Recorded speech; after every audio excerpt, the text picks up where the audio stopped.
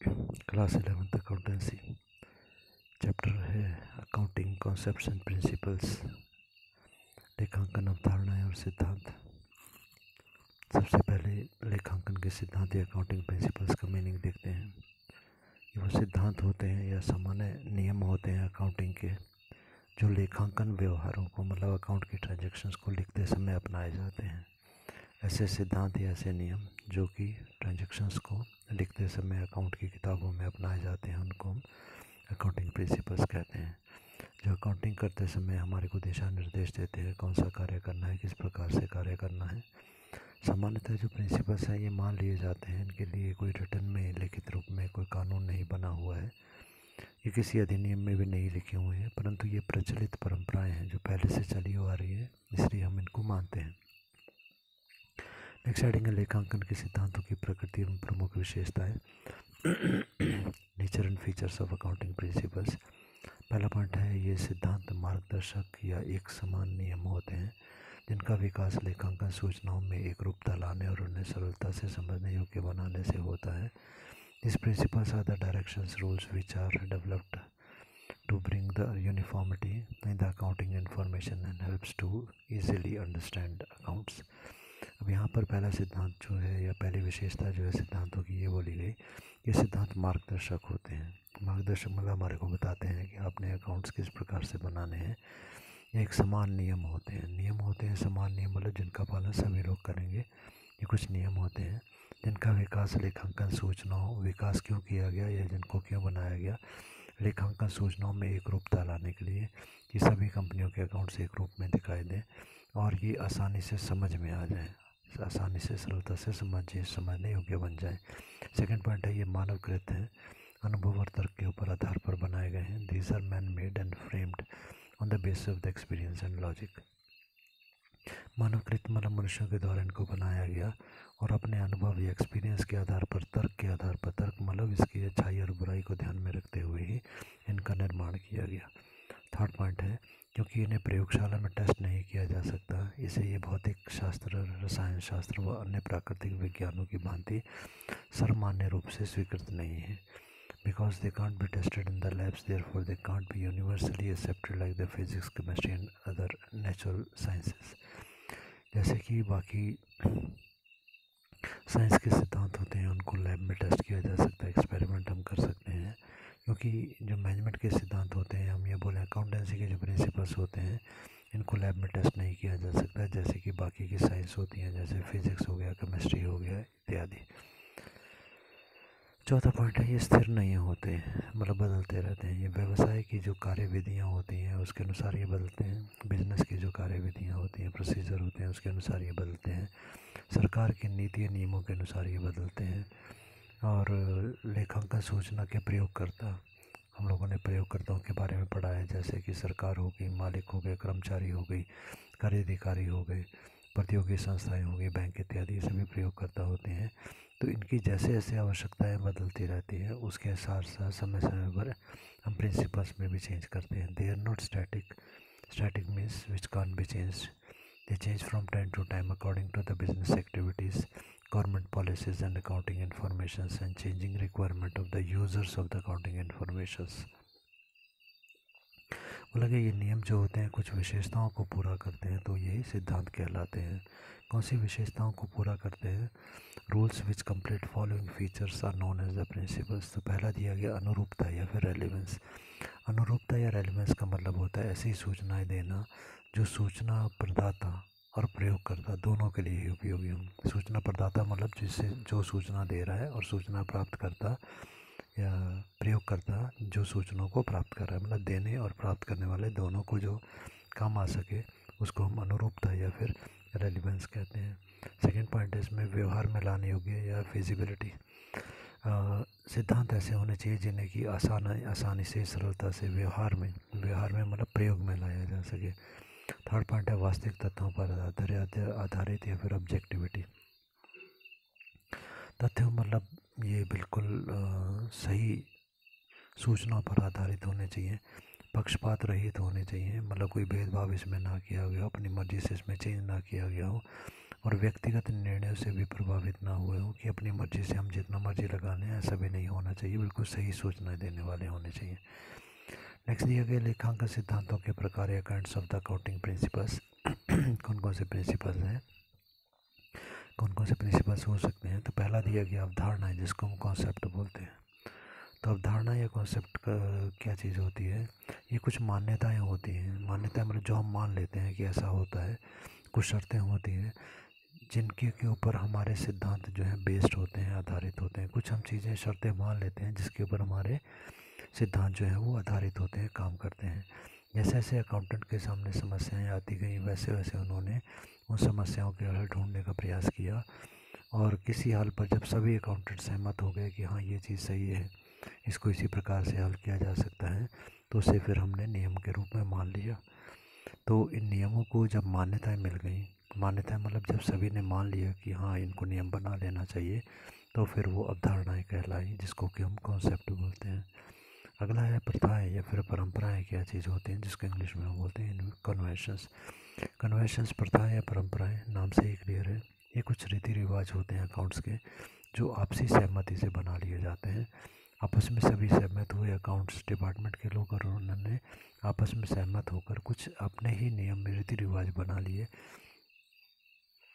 ये सिद्धांतों की आधारशिला का काम करते हैं। ये रीति रिवाज या परंपराएं, हमारी प्रथाएं जो होती हैं ये सिद्धांत बनाते समय हमारी मदद करती हैं, और सभी, चाहे वो अकाउंटेंट हैं चाहे वो ऑडिटर हैं, सभी इसका पालन भी करते हैं।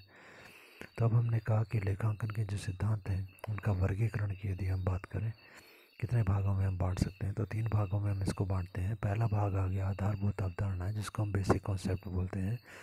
दूसरा है आधारभूत सिद्धांत, जिसको बेसिक प्रिंसिपल्स बोलेंगे। तीसरा है परिवर्तनीय सिद्धांत, जिसको हम चेंजेबल प्रिंसिपल्स बोलते हैं। तो सबसे पहले हम आते हैं पहले प्रकार के सिद्धांतों पर, जो हमारे होते हैं आधारभूत अवधारणा है, जिसको हम बेसिक कॉन्सेप्ट्स या फिर अजम्पशंस बोलेंगे। तो इसमें सबसे पहला जो हमारा सिद्धांत आता है वो है हमारा व्यावसायिक इकाई अवधारणा या फिर बिजनेस एंटिटी कॉन्सेप्ट का सिद्धांत। तो बिजनेस एंटिटी कॉन्सेप्ट के बारे में हम समझें। व्यावसायिक इकाई अवधारणा, आप लोगों को डिटेल में पूछा जाएगा, एग्जामिनेशन में नाम दिए जाएंगे सिद्धांतों के, आपको उसको एक्सप्लेन करना है। तो इसकी जो एक्सप्लेनेशन है उसको नाम के साथ ही मिला करके आपने समझना है कि नाम के शब्द यदि आपको दिए जाएँ तो आप आसानी से इसको समझ और एक्सप्लेन कर सको। तो देखिए दिया गया व्यावसायिक इकाई या बिजनेस एंटिटी। व्यवसाय मतलब जो बिज़नेस है, इकाई या एंटिटी है मतलब अपने आप में बिल्कुल अलग है। बिज़नेस अपने आप में अलग है। तो व्यवसाय जो होता है अपने मालिकों से अलग होता है, अपने ऋणदाताओं से अलग होता है। ऋणदाता मतलब जिन्होंने हमारे बिज़नेस को लोन दिया, या अन्य पक्षकार, अलग पार्टीज जो होती हैं, सरकार हो गए, कर्मचारी हो गए, कर अधिकारी हो गए, प्रतियोगी हो गए, इन सब से ही अलग होता है। इसलिए हम क्या करते हैं कि जब कोई मालिक बिज़नेस को पैसा देता है तो उसको हम बिज़नेस का पैसा नहीं मान करके उसको बैलेंस शीट की लायबिलिटी साइड पर दिखाते हैं कैपिटल के रूप में। तो अभी हमने फाइनल अकाउंट्स नहीं किए हैं, जब हम करेंगे तो थोड़ा ज़्यादा कॉन्सेप्ट ये क्लियर हो जाएगा। पर हम लोगों ने जनरल एंट्रीज में ये पढ़ा था कि जब मालिक के द्वारा पैसे दिया जाता है तो उसके दिए गए पैसे के लिए हम शब्द का प्रयोग करते हैं कैपिटल। ठीक है, हमने उसे अपना कैश नहीं माना, अपनी एसेट नहीं मानी, क्योंकि हमने मालिक को अलग माना है, इसलिए हम उसके द्वारा दिए गए पैसे को कैपिटल बोल रहे हैं। और दूसरी बात है, जब मालिक पैसा निकालता है अपने घर के इस्तेमाल के लिए तो हम उसे बिज़नेस का खर्चा नहीं मानकर हम उसे ड्राइंग शब्द मानते हैं। तो जो ये सिद्धांत है, अवधारणा है, व्यवसाय की इकाई अवधारणा, इसका प्रभाव क्या होता है कि जब हम मालिक को बिज़नेस से अलग मानते हैं और मालिक के द्वारा जो पैसा निकाला गया या जो खर्चे के लिए निकाला गया उसको जब हम अलग से दिखाते हैं, बिज़नेस का खर्चा नहीं मानते, तो इस अवधारणा के प्रभाव से व्यवसाय की कार्यक्षमता मतलब बिज़नेस कैसे कार्य कर रहा है या लाभ का सही मापन संभव हो पाता है कि हम सही माप सकते हैं कि बिज़नेस को वास्तव में कितना लाभ हुआ। इस सिद्धांत में आपने लिखना है। अगला सिद्धांत हमारा है मुद्रा माप अवधारणा या मनी मेजरमेंट कॉन्सेप्ट। नाम से ही क्लियर है, जिससे कि मुद्रा में मापा जा सकता है, which can be measured in the money. तो इसका मतलब है कि बिज़नेस में, अकाउंट्स में हम सभी लेन देन या ट्रांजेक्शन्स को लिखते हैं जिनका की संबंध मुद्रा से होता है, जिसे कि मुद्रा या मनी में मापा जा सकता है। जैसे हम ये कहें कि हमारे जो प्रबंधक हैं, मैनेजर हैं, काफ़ी अनुभवी एक्सपीरियंस्ड हैं अच्छे हैं, परंतु मैनेजर की जो कुशलता है उसे पैसे में नहीं नापा जा सकता। हमारे कर्मचारी ईमानदार हैं, बहुत मेहनती हैं। यदि कर्मचारी ईमानदार हैं उसे संस्था को बहुत लाभ होगा, परंतु वो ईमानदारी जो है उसे पैसे में नहीं नापा जा सकता, तो उसको भी हम अकाउंट में नहीं दिखाते। हमारे पास एसेट्स हो सकते हैं, जैसे कि हमारे पास कुर्सियाँ हो गई, टेबल हो गए, मशीनें हो गई इत्यादि। तो हम अपनी अकाउंट की किताबों में ऐसे नहीं लिखते कि 10 टेबल हो गए, 50 कुर्सियाँ हो गई, 20 मशीनें हो गई, ऐसे नहीं लिखते। अपनी अब किताबों में हम क्या करते हैं, मशीन की कीमत दिखाते हैं कि सभी मशीनों की कीमत इतनी है, सभी टेबल्स की कीमत इतनी है, सभी चेयर्स की कीमत इतनी है। हम ऐसे नहीं लिखते कि 20 करनाल की ज़मीन हमारी है, 40, 50, 100 करनाल की ज़मीन हमारी कंपनी के पास है, ऐसा नहीं लिखते। हम लिखते हैं कि लैंड और उसकी कीमत है इतने करोड़ रुपए। तो जिसे मुद्रा में मापा जा सकता है केवल उसे ही अकाउंट की किताब में दिखाया जाता है। जिसे मुद्रा में नहीं नापा जा सकता उसे अकाउंट की किताबों में हम नहीं दिखाते। थर्ड प्रिंसिपल हमारा है चालू व्यापार की अवधारणा या गोइंग कंसर्न कॉन्सेप्ट। नाम से देखेंगे चालू व्यापार की, बिजनेस अभी चालू है, मतलब चल रहा है। गोइंग कंसर्न कॉन्सेप्ट का मतलब है जो अभी बिजनेस गोइंग मतलब चल रहा है। कहने का मतलब ये है कि जब हम अपने अकाउंट की किताबों में किसी भी चीज़ को दिखाते हैं, एसेट्स को दिखाते हैं, संपत्तियों को दिखाते हैं, तो हम ये मान करके दिखाते हैं कि हमारा बिजनेस अभी ख़त्म होने वाला नहीं है, बल्कि भविष्य में बहुत लंबे समय तक ये चलने वाला है, लगातार चलता रहेगा। इसीलिए हम क्या करते हैं, अपने अकाउंट की किताबों में एसेट को लागत मूल्य पर दिखाते हैं। लागत मूल्य मतलब अगर हमने आज से 10 साल पहले कोई एसेट खरीदी थी 1 लाख रुपए की, तो हम उसे 1 लाख में ही दिखा रहे हैं, चाहे बाज़ार में उसका मूल्य जितना मर्जी कम हो गया हो या ज़्यादा हो गया हो। इस अवधारणा को यदि हम मानते हैं तो उसका प्रभाव क्या होता है, चाहे हमारे बिजनेस की जैसी जितनी मर्जी खराब दशा हो जाए, परंतु इसका अकाउंट्स पे कोई फ़र्क नहीं पड़ता। अकाउंट्स में हम उसे एक्चुअल वैल्यू पर ही दिखाते रहते हैं। ठीक है, उससे प्रभावित, उतार चढ़ाव से ही प्रभावित नहीं होते हमारे अकाउंट्स। तो अगला सिद्धांत हमारे को दिया गया लेखा वर्ष अवधारणा या व्यापारिक अवधि अवधारणा, जिसको हम अकाउंटिंग ईयर कॉन्सेप्ट और ट्रेडिंग पीरियड कॉन्सेप्ट कहेंगे। तो समझने के लिए इसके जो शब्द हैं उनको पहले देखें। लेखा वर्ष, लेखा होता है अकाउंट, वर्ष आप जानते हैं ईयर। व्यापारिक अवधि, व्यापार करने की अवधि, अवधि होता है समय। तो अकाउंटिंग ईयर, अकाउंट बनाने का ईयर। ट्रेडिंग पीरियड, ट्रेड मतलब व्यापार, व्यापार। हम लोगों ने जब जनरल पढ़ा था तो उसमें एक चीज़ हम लोगों ने पढ़ी थी कि जब हमारा वर्ष प्रारंभ होता है तो ऐसी स्थिति में हम नई अकाउंट की किताबें खोलते हैं, और जब हमारा वर्ष ख़त्म हो जाता है तो अकाउंट की किताबों को हम लोग बंद कर देते हैं। तो इसका मतलब ये होता है कि हमारा जो वर्ष है, वर्ष हमारा प्रारंभ होगा, मान लो कि 1 जनवरी से, और 31 दिसंबर को ये समाप्त हो जाएगा। तो ये जो पूरा एक वर्ष होता है इसको अकाउंटिंग ईयर, लेखा वर्ष कहा जाता है। तो यहाँ पर ये आप एक्सप्लेन करेंगे कि हमारे को ये बोला गया कि अकाउंट्स जब बनाए जाएंगे तो हमारा जो लेखा वर्ष है हम अपनी मर्ज़ी के अनुसार जो मर्ज़ी चुन सकते हैं, चाहे दशहरे से दशहरे तक, दिवाली से दिवाली तक, होली से होली तक, या जैसे भी हमको सूट करें हम अपना अकाउंट का ईयर जो चुन सकते हैं, चाहे वो 1 जनवरी से 31 दिसंबर तक हो, 1 अप्रैल से 31 मार्च तक हो, जो मर्ज़ी, ये हमारे को पूरी छूट दी गई है।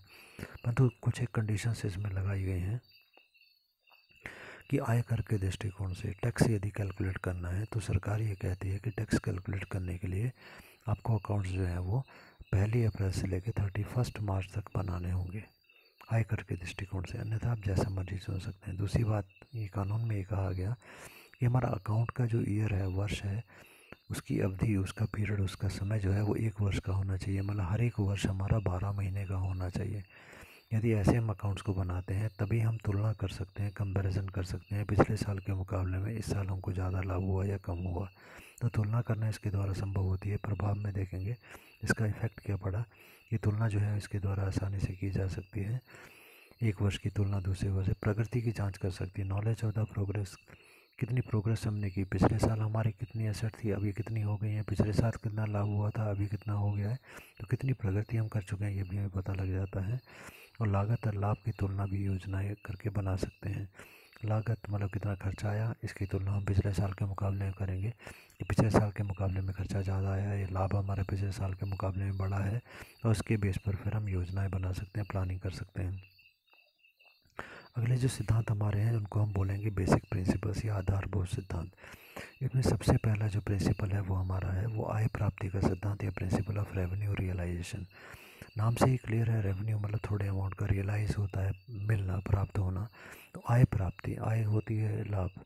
यहाँ पर इसका मतलब ये हुआ कि हम कब ऐसा मान लें कि हमारे को लाभ प्राप्त हो चुका है। हमने जो सामान ग्राहकों को बेचा, सेवाएं हमने ग्राहकों को दी है, उसके बदले में जो आय या इनकम या लाभ हमारे को मिलना है, कब हम माने कि हमारे को लाभ हो गया। तो इसमें 3 पॉइंट से इसे समझ सकते हैं। पहला है बिक्री आधार, जिसको हम सेल बेसिस बोलते हैं। इसके मानने वाले ये कहते हैं कि आय तब उत्पन्न मानी जाएगी, हम तब मानेंगे कि हमने प्रॉफिट कमा लिया, जब हमने अपनी सेवाएं या अपनी वस्तु ग्राहक को दे दी। एक ग्राहक हमारी दुकान पे आया, हमने उसको वस्तु दे दी और हम मानेंगे कि हमको प्रॉफिट हो गया, हमारा सामान बिक गया। तो पहली विचारधारा क्या है, बिक्री आधार या सेल बेसिस। जब हमारी बिक्री हो जाती है, जब हमारी वस्तु बिक जाती है, तब हम मान लेते हैं कि हमारे को इनकम में हो गई। ऐसा क्यों कहा गया? ऐसा इसलिए कहा गया कि जैसे ही हमारी वस्तु बिकती है तो वैधानिक दायित्व बन जाता है। कानूनी तौर पर वो व्यक्ति इस बात के लिए रिस्पॉन्सिबल हो जाता है कि खरीदी गई वस्तु के अब वो हमारे को पैसे देगा। कानून, वैधानिक दायित्व, उसकी लायबिलिटी बन जाती है लीगली। सेकंड जो कॉन्सेप्ट है इसी में वो है रोकड़ आधार या कैश बेसिस। इस कैश बेसिस के सिद्धांत को मानने वाले व्यक्ति ये बोलते हैं कि अगर हम बिजनेस कर रहे हैं और उसमें हमारे को धन के प्राप्त होने में संदेह है कि पता नहीं धन मिलेगा कि नहीं मिलेगा, क्योंकि बिक्री की हमने बात कही कि आज हमने सामान बेच दिया और हमने मान लिया हमारे को लाभ हो गया। ठीक है, जो पहला वाला पॉइंट हमने पढ़ा कि बिक्री होते ही हमने मान लिया कि लाभ हो गया। मान लो कि पैसा नहीं मिले तो आय कहाँ से हो गई? तो आय तो होगी नहीं। तो इस धारणा रोकड़ आधार के मानने वाले ये बोलते हैं कि हमें ये मानना है कि जब हमें पैसा मिल जाएगा तब हम मानेंगे कि हमारे को इनकम हो गई। ठीक है, अब जैसे ही ग्राहक ने हमें पैसे दे दिए, हमने मान लिया इनकम हो गई। पर एक और मेथड होता है जिसको हम इंस्टॉलमेंट मेथड बोलते हैं। उसमें क्या होता है, जैसे मान लो कि हमने एक फ्रिज ख़रीदा है दुकानदार से 20,000 रुपये का। हम दुकानदार के पास गए, हमने कहा भाई हमें फ्रिज चाहिए। कितने का है? उन्होंने कहा 20,000 रुपीज़ का। तो यहाँ पर हमने ये बोला कि भाई मेरे पास अभी 20,000 तो है नहीं, आप ऐसा करो मुझे फ्रिज दे दो, मैं आपको हर महीने 1,000 रुपीज़ पे कर दिया करूँगा। कीमत है फ्रिज की 20,000 रुपये, हमने बोला 1,000 पर मंथ हम आपको दे देंगे। इसका मतलब ये हुआ कि 20 महीनों तक मैं पैसा देता रहूँगा। तो कैश जो रोकड़ आधार है उसका ये कहना है कि जब अंतिम किस्त, मतलब जैसे फर्स्ट ईयर उसने 1,000 दे दिया, अगले साल एक और दिया तो 2,000 हो गया, उससे एक और दिया तो 3,000 हो गया। तो लास्ट वाले जो 1,000 उसने दिया, जब हमारे 20,000 पूरे कैश हो गया तब हम मानेंगे कि हमारे को लाभ मिल गया। एक और है थर्ड पॉइंट जिसे हम कहते हैं उत्पादन आधार या प्रोडक्शन बेसिस। प्रोडक्शन बेसिस का मतलब यह होता है कि जब कार्य बहुत लंबा होता है, जिसको कार्य को पूरा करने में वर्षों लग जाते हैं, ठीक है, तो वहाँ पर हम लाभ कम मानते हैं। जितना कार्य हो गया हम मानेंगे उसके हिसाब से हमारे को आय मिल गई। जैसे मान लो एक ठेका लिया, किसी ने कॉन्ट्रैक्ट लिया है कि सड़क का निर्माण करना है, 500 किलोमीटर लंबी सड़क बनानी है। तो अगर हमने अभी 100 किलोमीटर सड़क बना ली है तो उतने हिस्से का पैसा हमारे को मिल जाएगा और हम मानेंगे कि इतना लाभ हमारे को हो चुका। सेकंड सिद्धांत जो आधारभूत सिद्धांतों में आता है वो है लागत व आय के मिलान का सिद्धांत, मैचिंग प्रिंसिपल। नाम से ही क्लियर है, लागत, लागत मतलब जो खर्चा हमारा आया, आय का मतलब है लाभ। तो हमारे को आय और व्यय, लाभ और जो हानि है, इन दोनों को मिला करके हमें देखना होगा ये जो काम हम करने जा रहे हैं इसमें कहीं हमारा खर्चा लाभ से ज़्यादा तो नहीं हो रहा। ठीक है, उसके बाद थर्ड पॉइंट है पूर्ण प्रकटीकरण का सिद्धांत, principle of full disclosure. Fully disclose करना या पूर्ण रूप से प्रकट करना। कहने का मतलब इसमें आप ये मेंशन करेंगे कि अकाउंट में जितनी भी सूचनाएं दी जाती हैं वो सारी सूचनाएं हमारे को दिखानी चाहिए। अगर कोई ज़्यादा डिटेल की आवश्यकता होती है जो अकाउंट्स के बीच में नहीं आ पा रही, तो अकाउंट्स के नीचे नोट्स के रूप में वो सारी डिटेल हमारे को देनी चाहिए। इसमें यह भी ध्यान रखा जाए कि सत्य रूप में सत्यता का पूरा प्रयोग यहाँ पर होना चाहिए। चौथा पॉइंट हमारा है जांच योग्य द्विपक्षीय सिद्धांत या verifiable objective the dual aspect. Dual का मतलब होता है द्विपक्षीय का मतलब है दो पक्ष, दो पार्टी, दो पार्ट्स। हम लोगों ने पढ़ा कि जो हमारा अकाउंट्स होता है ये डबल एंट्री सिस्टम या दोहरी लेखा प्रणाली पर आधारित होता है। हर एक जो एंट्री हम लोग करते हैं उसका एक पार्ट डेबिट होता है, उतना दूसरा पार्ट क्रेडिट होता है। डेबिट और क्रेडिट हमेशा ही दोनों के बराबर होते हैं। इसके अलावा अकाउंटिंग इक्वेशन भी होती है, उसमें एसेट माइनस लायबिलिटी हमेशा कैपिटल के बराबर होता है। ये चैप्टर हम बाद में अभी करेंगे। अगला हमारा है जांच के लिए उचित प्रमाण की अवधारणा या वेरीफाइबल ऑब्जेक्टिव एविडेंस कॉन्सेप्ट। जांच के लिए उचित प्रमाण, प्रमाण का मतलब होता है प्रूफ। अगर हम चेक करना चाहते हैं तो कोई प्रूफ हमारे पास होना चाहिए। कहने का मतलब है अगर कोई भी ट्रांजैक्शन हमारी हुई है, कोई ट्रांजैक्शन हमने की है, हमने बोला हमने 20,000 रुपये का सामान खरीदा, तो भाई 20,000 रुपये के सामान खरीदने का कोई प्रूफ तो होना चाहिए। जैसे कि अगर हमने सामान खरीदा तो हमें बिल मिला होगा, कंपनी एक वाउचर बनाती है उसके साथ लगाने के लिए, तो वाउचर हमारा लगा होगा। बिल जो होता है उसे इनवॉइस या फिर बीजक कहा जाता है, ये भी वहाँ पर लगा होना चाहिए। या और भी कोई डॉक्यूमेंट होने चाहिए ताकि अगर कोई चार्टर्ड अकाउंटेंट बाद में हमारे अकाउंट को ऑडिट करता है तो उन बिल के आधार पर वो चेक कर सके कि हमने जो ट्रांजैक्शन लिखी है वो सत्य है कि नहीं है। और जब हम हर चीज़ का एक प्रूफ रखते हैं तो उसका एक लाभ ये भी होता है, प्रभाव देखें दिया गया, इसका लाभ ये भी हमारे को होता है कि कर्मचारी ने अगर कोई गलती कर दी है या कोई हेरा फेरी की है तो उसका आसानी से हम पता लगा पाते हैं। 6 पॉइंट सिद्धांत हमारा है जिसको हम बोलते हैं ऐतिहासिक लागत सिद्धांत या हिस्टोरिकल कॉस्ट प्रिंसिपल। ऐतिहासिक लागत सिद्धांत हमारा जो होता है उसका क्या मतलब हुआ, ऐतिहास मतलब जो पहले बीत चुका है। ऐतिहासिक लागत मतलब इतिहास जो पहले हो चुका है। कहने का मतलब है एसेट्स हम उसी कीमत पर दिखाते हैं जिस कीमत पर उसे ख़रीदा गया था, पहले ख़रीदा गया था, ठीक है।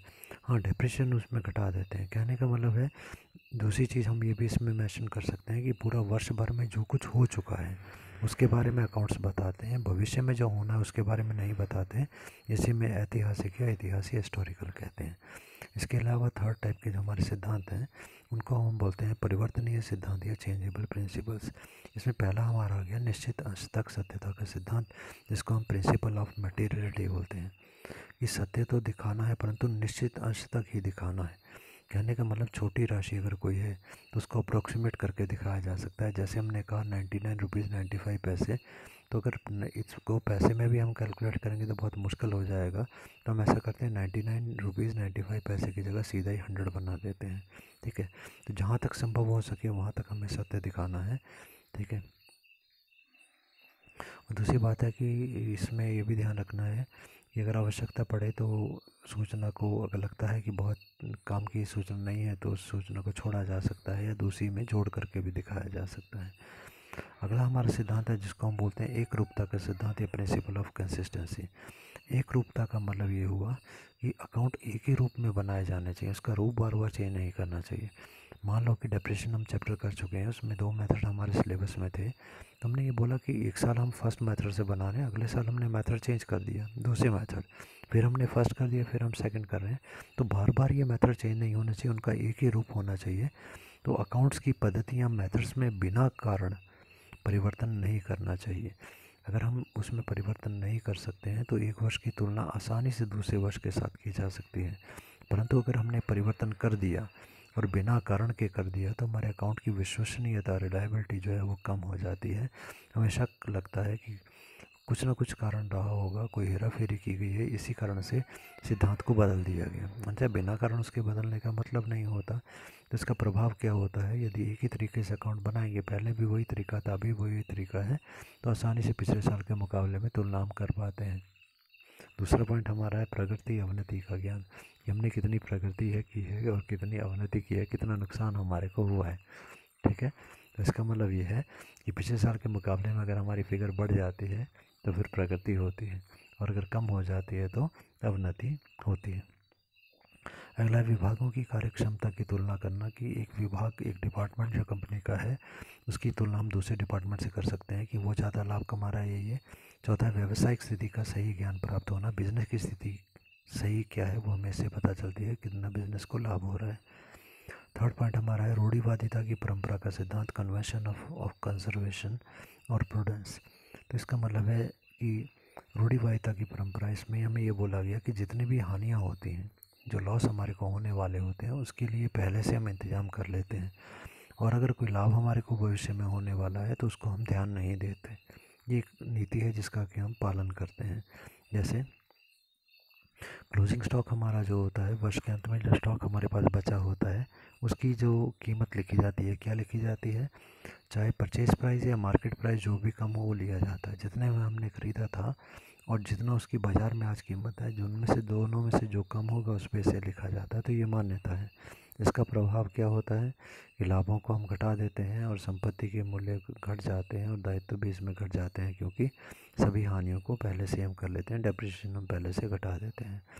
फोर्थ पॉइंट है सामयिकता या उचित समय का सिद्धांत या प्रिंसिपल ऑफ टाइमलीनेस। कहने का मतलब नाम से ही क्लियर है, उचित समय या सामयिकता या टाइमलीनेस मतलब टाइम पर। जो मैनेजर्स हमारे होते हैं जब भी वो सूचनाएं कोई मांगते हैं उनको सही समय पर सही सूचना देनी चाहिए, देरी नहीं करनी चाहिए। तो कुछ सूचना इसीलिए कुछ कंपनीज क्या करती हैं, अपने फाइनल अकाउंट जो होते हैं उनको अर्धवार्षिक आधार पर बनाती है, मतलब साल में 2 बार बनाते हैं, ताकि सभी सूचनाएं सभी लोगों को सभी पार्टीज़ को सही समय पर मिल सकें। और इसके द्वारा जो है लेट सूचनाएं अगर हमारे को मिल जाती हैं उसके आधार पर जो है निर्णय लेने में ये बाधक होती है, हमारे निर्णय उसके द्वारा रुक जाते हैं। पांचवा पॉइंट हमारा है विशेष प्रथा का सिद्धांत या उद्योग प्रथा का सिद्धांत या प्रिंसिपल ऑफ इंडस्ट्रियल प्रैक्टिस।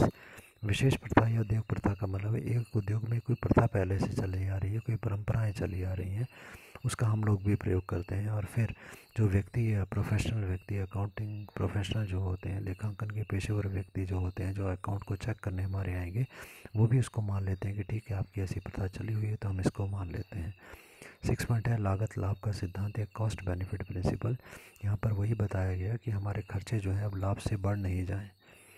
यहाँ पर ये भी हमें देखना है कि एग्जांपल के लिए हमने बोला भाई ये सारी सूचना इकट्ठी करके ले आओ, तो अनावश्यक जिसकी आवश्यकता नहीं होती है बेकार की सूचना इकट्ठा करने में पैसे का खर्चा नहीं करना चाहिए।